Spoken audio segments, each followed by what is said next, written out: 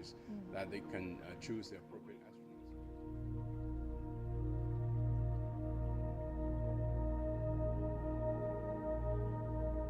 They will be doing some of these experiments in the Mengtian survey. They're obviously being trained in this as well. What do you think are some of the kind of the major tasks for them that they'll be doing? Well, I think the Mengtian has already provided them with a number of programs for protein crystallization and space seeding. Space seeding is one of the important things because of the agricultural benefits that you can derive from these programs.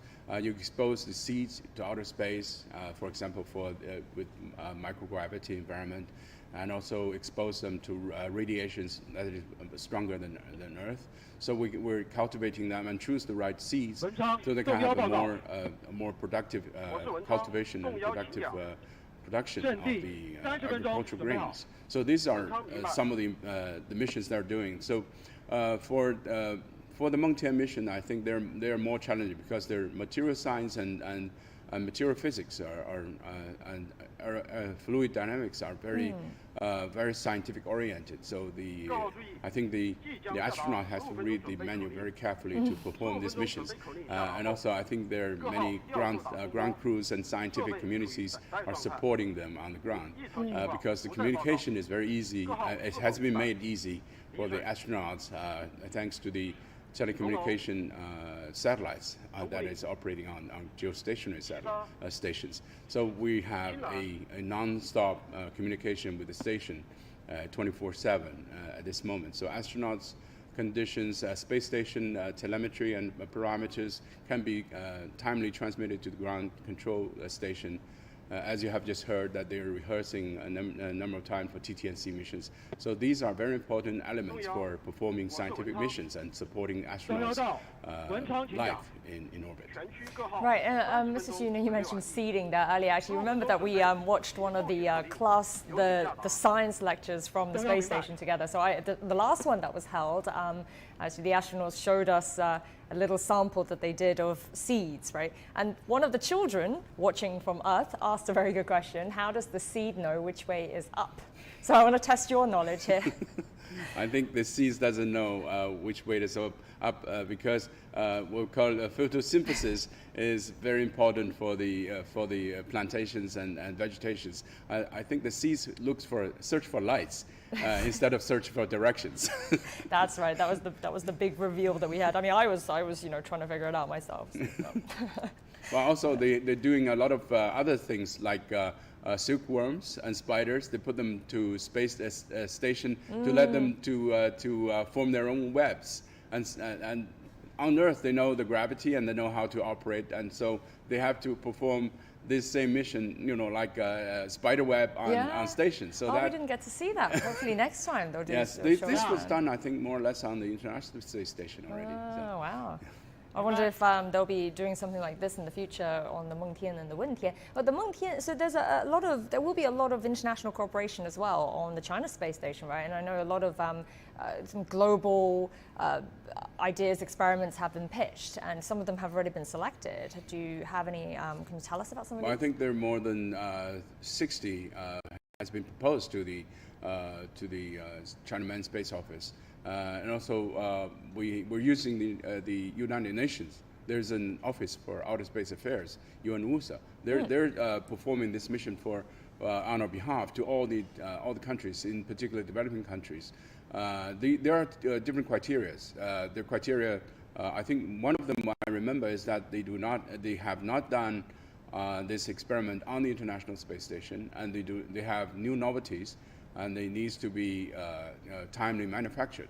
So these are some of the criteria and elements. My knowledge is that the first batch of nine projects has been selected, and I think some of them are being delayed, one or two of them, because of technical reasons. But most of them are preparing for their trip to the Chinese space station, and they're also opening this again for the second batch. Well, they just announced the 15-minute countdown now until the launch of the Mengtian module. So different time of countdown, reflecting different missions and tastings. For example, the 15-minute countdown would mean that the evacuation has to be performed of at the the launch people pad. around the launch. So the people either has to be 2 kilometers away from the launch pad. So you see Well, yeah, one we of the saw umbilical something. core has been disconnected, and 2 of them has been disconnected. These are How many of providing. these? So this umbilical core is for providing.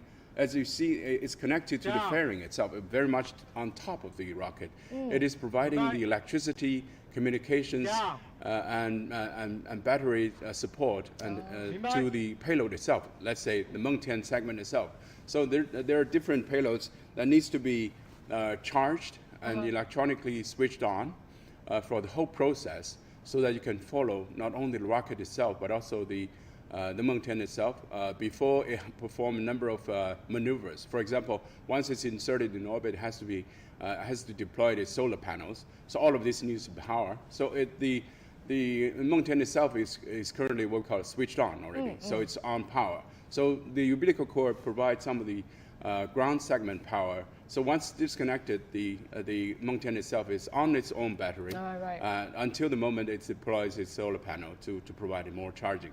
So it's currently to conserve power. Yes. So as I said, 15 minutes and less. You have to people have to evacuate the launch pad, and there is also a closed-up people that has some bunkers nearby. So you have to hide yourself in the bunker. So, but these are what we call environmentally friendly rocket. They do not have highly toxic fuels. So that is one thing less to worry about, because if you using conventional fuel, you have to use the mask to avoid any accidents. But that's people being quite close to the launch pad. People exactly, are, and also the further away in there. people are also fueling the engine itself.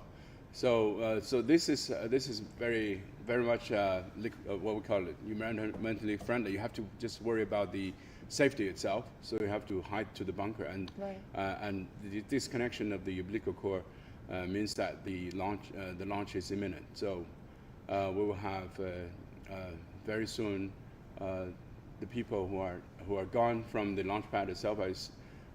As we have just seen an hour ago, the journalist who was there reporting. Right. I think that was just about he said less than a kilometer. Yeah, he said about 300 kilometers. 300 meters, yeah, yes. 300 meters away. Yeah. How far away is the ground control station then? Oh, well, the ground control station has a whole network of different ground stations. The headquarters is in Xi'an, so they're in charge of all the controls, and their ground control station has a TTNC linkage to the satellite, to the rocket, and also the satellite itself. So there are different stations that are reporting to a whole network to control, and tracking also its trajectory. And yeah, that's the and also we have infrared tracking and also optical tracking. These stations are located on site, very close to the launch pad. As we have just seen the crowd, and just behind the crowd there's a little hill. That provides the optical observation site. So optical tracking is important for the first 10 minutes. Or first few minutes, I think, before the rocket disappears into outer space. And also, the infrared tracking can continue a little bit longer, because that when you launch the rocket, you have a very big infrared footprint that can be tracked. And also, we can see from the ground, if you're seeing this on a clear day, you can see the separation of the 4 strap-down boosters. That's a few minutes after the launch, but I doubt it. In such a day, I'm not sure you can see that all the way up to the separation. I mean, the crowds at the beach that we were seeing just now, I mean, they're a few kilometers away from this. They are about 8 kilometers away. And you from the beach, you can see there are 2 structures. This structure is for the Long March 5. There's another one for Long March 8. Long March 7. So these are 2 launch pads. And how much would they be able to see from where they are? I mean, 8 kilometers away. That seems like a long distance for them, I guess. with the visibility being a bit low, but would they be able to feel much from the launch itself? I mean, I know if you're 2 or 3 kilometers away, you can feel the vibrations, right? They can see the lights. I mean, there's a firing from the rockets, so they can see all the way, I think, to the cloud, and also they can hear the acoustic sound of the rocket itself. 2 or 3 kilometers may be very strong, can be shaking, but this distance you can still hear it very clearly. All right, well, I think we are now just 10 minutes away from launch. So it's a pretty exciting moment, and the astronauts up on the space station, what do you reckon they're doing right now? I mean, the docking is going to be completely automatic. So are they just sort of just kicking back, relaxing, waiting, or is there a lot of important stuff for them to do as well? I think they're tuned in to CGTN to watch the launch. I mean, I think they're listening to the ground control and command communications. Particularly, they have to be very careful in preparation of the rendezvous docking. So as we have seen this launching, the astronauts probably have already performed a very dramatic maneuver of the station. So the station has to be turned around. Oh, right. The rendezvous and docking port has to be prepared, and airlock has to be prepared, and also there's also a detection of the Mengtian capsule once it's in orbit, either by radio communications, and then by laser, and then also by optical. So there are different aimings for the rendezvous and docking. So rendezvous docking is very important and very precise, because if you have a collision, that means a catastrophe, because there will be an air leak and many other things. This happened in the Russian station, called Mir station. They had this accident before, so it has to be very careful in rendezvous and docking, and very precise. You have to use laser beams and optical alignment and also control of the speed. And they would have prepared for this. This was prepared as this was mentioned, that this segment is prepared in Shanghai.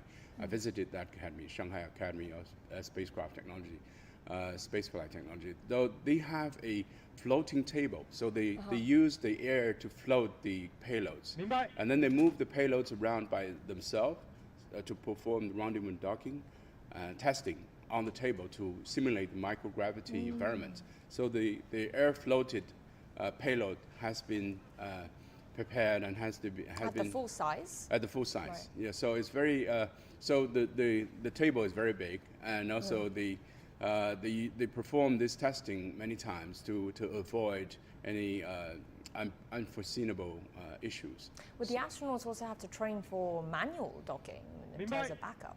Exactly. The astronaut has been trained very well for manual dockings and manual disconnections, and emergency escape plans, and there are many things that the astronaut has to be trained. So I think the astronauts currently is very knowledgeable in station, and also we have seen that these astronaut has been staying there for a sustained period of time, and these crew has welcomed 2 segments. So they have the previous one experience. Right. So they have something in their mind that they know what they're doing, and also once this is done, they're expecting another crew to come at the end of this year. 6-minute countdown now. If things were to turn into a manual docking, so would it be the space station, would the astronauts be moving the space station towards the lab module itself? Well, I think once it's turned into a manual docking, also you have to have a control on the segment that you're going to be docked. Yeah.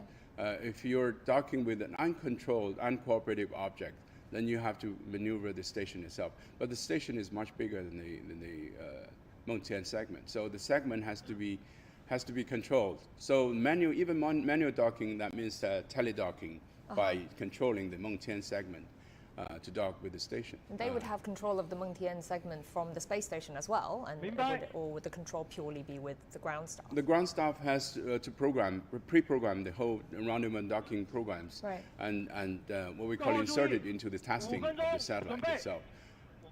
And then the ground control is responsible for the rendezvous docking at this moment. So if you switch to manual, that means the ground give all the authority to the astronauts. Yes. Okay. So the astronaut will have control of this spacecraft as well as the segment. I mean, how difficult is this? I mean, I guess it's hard to sort of compare, isn't it? But you know, we're talking. I mean, two fairly huge objects in space finding each other, but in reality, in practice, this is how challenging. You know, what kind of difficulty level? Well, there are two different categories. I think one is that you are working and orienting an uncooperative object. That is more challenging. For example, if you are catching an asteroid with a spacecraft, that you have to maneuver yourself around the asteroid. So this was part of the plan and the exploration programs in NASA. Another one is both objects are controlled, and you know the parameters, you know the orbit, you know the height, you know the speed. So that is relatively easy. And in particular, this one, you have the focus of the astronauts and the ground crews and the stations, and you can carefully calculate, even starting from this moment. That's happening in 5 minutes. The launching time of the segment can be controlled in such a way that once you're in orbit, you're in alignment with the spacecraft, with this station. So that is more or less, if you control the Mengtian precisely, that can have very easy rendezvous and docking. But as I mentioned in the beginning of the program, that the Mengtian is massive and one of the largest payloads we have done so far. So maneuverability is very important, in particular once it's in orbit. The 23 metric ton needs to be maneuvered very carefully. 3-minute countdown now. But in the 3 minutes that we have, Mr. Xu, so I just want to wrap my head around something, if you're going to just explain to me. So, I mean, these objects, so the space station is, if left to its own devices, it drifts, right, in space. So it turns, tumbles, drifts, and comes down. I mean, we had experienced this before at the previous mission of the testing mission. That was uncontrolled somehow. So once you're not controlling this, it will come down gradually, and after 250 kilometers altitude, it comes down very quickly within weeks. So no, we're talking about, you know, for example, the International Space Station. It is fueled by the Russian. So the Russian is responsible for maintaining the altitude of the station. So you have to constantly fuel them, to propel them, to push them to an altitude, and then control them into a manner that can be flying, not tumbling, not turning. If it's uncontrolled, anything can go. So right now, to prepare for this docking, the astronauts will have to essentially adjust the space station to the right altitude, but also attitude, right? Is this the right word for this? The attitude, kind of its relation to something else, and keep it at that precise, I suppose, angle or whatever it is that's needed. Do they have to constantly sort of keep on the controls, or can they leave the space station to sort of do its own adjustments? But I think starting from the very first satellites, the altitude control has been automatically controlled already. Okay. So more or less, let's say, the whole process is controlled by computer. So the position. 1 minute to go now.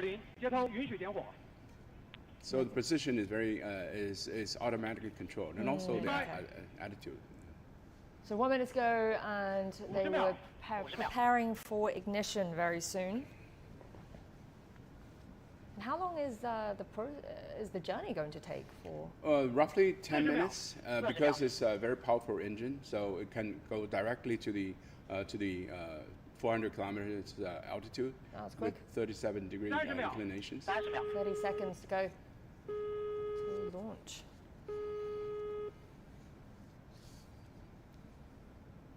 There's a 20-second countdown to the ignition.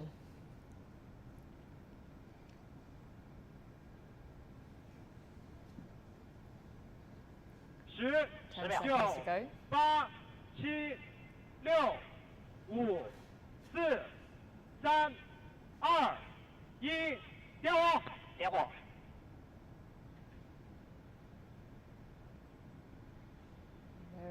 it's been ignited. 起飞，T 0 150 3拐分200秒191毫秒150 3拐分200秒191毫秒。 Has lifted off. The lab module has cleared the launch pad. So we've got a pretty good view from where they are. Exactly. So you have heard that the technicians have reported the timing. That is the route time for calculating the orbit. So that timing is very important for calculating when it is to be separated to orbit, and then this is very important for the preparation of rendezvous and docking. So you see, this is the optical track. So this can be only seen by an optical telescope. 文昌光学雷达更正常，遥测向正常，文昌飞行正常。 And we're hearing a series of reports there. It's that already in the cloud, I think. you can see the flames there. 阵地112更正常。 Despite the cloudy conditions, I think they're managing to get a pretty good view. The cloud was there for 3 days and 4 days. They have just seen 30 seconds. So this is the camera on board the main booster. So you're seeing 2 of the strap-on boosters, left and right. So this is on the core segment. You'll see very soon that these strap-on booster will be separated from the main engine, from the main body of the rocket. And we can expect that in just a few minutes, perhaps? Yes, I think it's happening any minute now. So we're seeing that. So you can see that there are 5 flames. One is the core flame, that is hydrogen and oxygen. So this engine has very... It's burning out a little bit, isn't it? Yeah. But you know, this engine is very particular because it's, the higher it flies, the more powerful it is. I mean, what we call it the ratio, propulsion ratio. It's more efficient once in outer space, but the kerosene is more efficient on the ground. So we're using the kerosene as a booster, and then the hydrogen and oxygen will be used for outer space flight. 饮水3901更正常。 So you're seeing these strap-on boosters will be separate very soon once the fuel is burned out.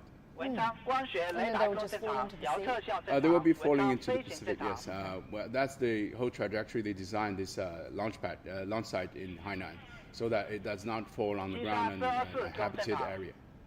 And then we're seeing that little, it's a simulation. So that's the simulation. This, you see this is burning out, so the flame is not 7318更正常。 as powerful, so it will have a separation very soon. And then will they be retrieved at all, or will it just be sort of left? Current to plan device? is drop into the ocean and give it to the fish. But we do have, you see there's a separation. So that will be dropped already. 阵地112更正常。 So now the core engine is the only engine that works. We call it YF77. This is the new generation liquid carrier hydrogen and oxygen engine. So this, I think, is inside the fairing. So the next maneuver is the separation of the fairing. Once in outer space, we call it 110 kilometers altitude, the fairing will be separate. You can see the middle is the seam of the fairing. We're using some pyrotechnics to separate the fairing once it's in altitude, because there's no atmosphere to drag the rocket. So you see the separation of the fairing. Right. So the fairing has been dropped. So the Well, this is all very quick, isn't it? so yes. 2 minutes apart. So now that means that the rocket is in outer space. There's no atmosphere at this moment. So you're seeing the images now is the Mengtian itself, the 饮 space, 水3901更正 the 常。 segment itself. So the next move would be the separation between the Mengtian and the rocket itself, Right. and the finale would be the deployment of the solar panel. So that's what we would be considered as a success of the mission. That once you deploy the solar panel, that means that you have a right altitude and a right orbit, Right. and you are ready to perform the rendezvous and docking. So that's the main booster that's still going there, right? That we can see the Oh yes, simulation. that's the what we call it the single stage rocket, because the strap-on booster with the one engine can kick the whole 遥测 payload 向 into 正常 orbit. 文昌飞行正常 And obviously, the boosters carry the propellant, but once it's once it's all used up and it's unwanted weight, it needs to be shed. But how much weight are these boosters? Well, the boosters, this segment is about 20 metric tons but once fully fueled, it has the rocket itself, along with the fuels, has more than 800 metric tons. Oh, wow. So, but once it's in orbit, the fuels are all burned out, and what you have left is the fuel container along with the engine itself. So that has, once it's in orbit, after the separation, it will slowly come down to Earth, and will be disintegrated by burning in atmosphere. So nothing will be left, and there's no danger posed to the humankind. 击杀424更正常 It's very environmentally friendly. Nothing left. Yes, but the separation is happening at the very high orbit, about 400 kilometers above the Earth. So the coming down of the final segment, we call it final segment, even this single segment, which is the final segment, has to take some time. So there's a what we call it international norm or practice to what we call it passivate the final segment. Passivate by passivation we means that we discharge the batteries, we vent the containers so it does not pose explosion danger in orbit. Because with the solar radiation, sometimes it increase the temperature, and some of the containers can fragment in space. So we use a passivation technology to make it into a dummy, so it can slowly come down to Earth and disintegrate it in atmosphere. How long would that take? And that can take differently. I mean, it can be years. Wow. Yeah. And is this something that, would this be considered something fairly new, or is this something that's always been the norm? This is norm. I mean, the passivation is relatively new. Before that, we don't consider passivation as very important. Now we consider the Earth environment. You have to minimize the space debris. So passivation, as well as the what we call end-of-life propulsion of the satellites, also very important. Either you push it back to atmosphere, or you push to the what we call a graveyard orbit, so that you can move away, make ways for new developments.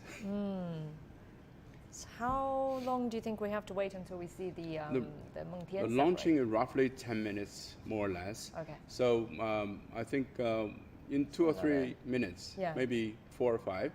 We're seeing the end of the propulsion of the engine, because the engine has its own capacity of fuel, and fuel has to burn out, and it does not have a second kickoff. So it's a single burn. So once you see the engine cease to burn, that means that we'll have separation. But before the engine cease to burn, there has to be a control of the rocket to insert the. So you see they shut off the engine. So that means the separation is happening. It's happening right now. There it is, the Mengtian lab module separating from the Long March rocket.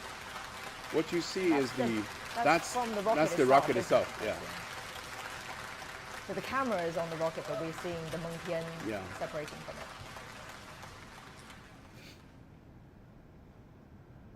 it. So it's on its way, and how long do you think before it docks? In seconds, we'll start the deployment of the solar panels, and I think the astronauts are able to communicate now already with Mengtian, and the ground crew is to control the deployment of the solar panel before they make any movement, because the batteries are limited on board, so they have to be very careful on the next procedure. So every procedure is very carefully designed. So you see the separation. Energy. Exactly. You see the separation of the segment that does not have any major tumbles and turnings. So that means the altitude control can be easily done. So that is very important for the preparation of the docking. So once the solar panels are deployed.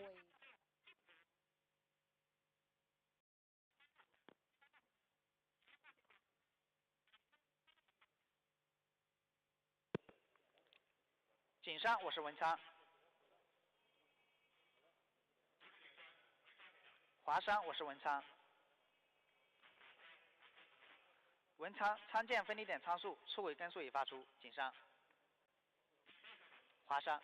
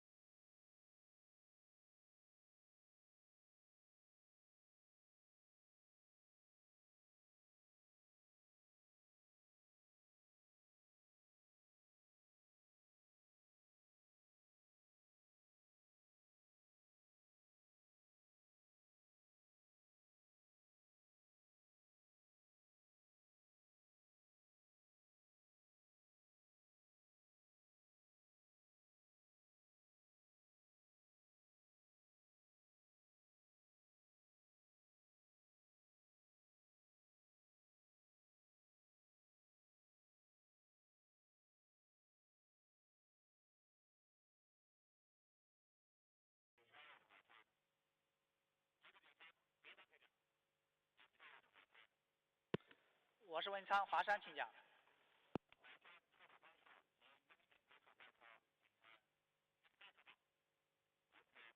文昌收到。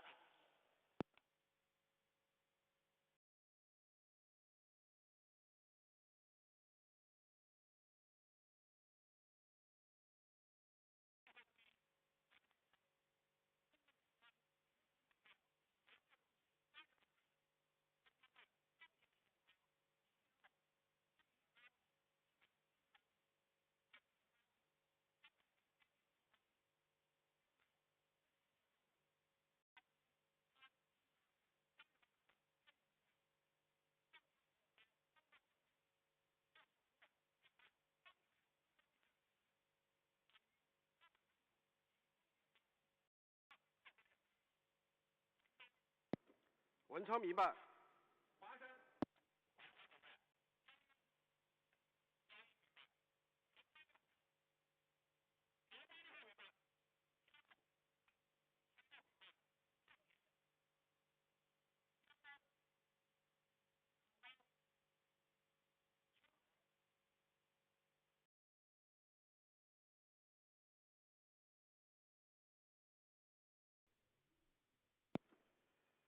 北京，文昌报告。下面请文昌发射场区指挥部邓红琴指挥长宣布发射任务结果。Yes, there's what we call alignment in 150 kilometers, 30 kilometers, and then 10 kilometers, 5, and then up to the meters. So for alignment, there are many maneuvers that you have to perform before you go ahead for the final docking. 各位领导、专家、同志们。 Distinguished guests, their leaders, according to the flight data of Long March 5B Y4 and according to the calculation of Beijing Space Control Center, our Mengtian lab module has entered in the orbit successfully. Now I would like to announce a successful mission has been accomplished.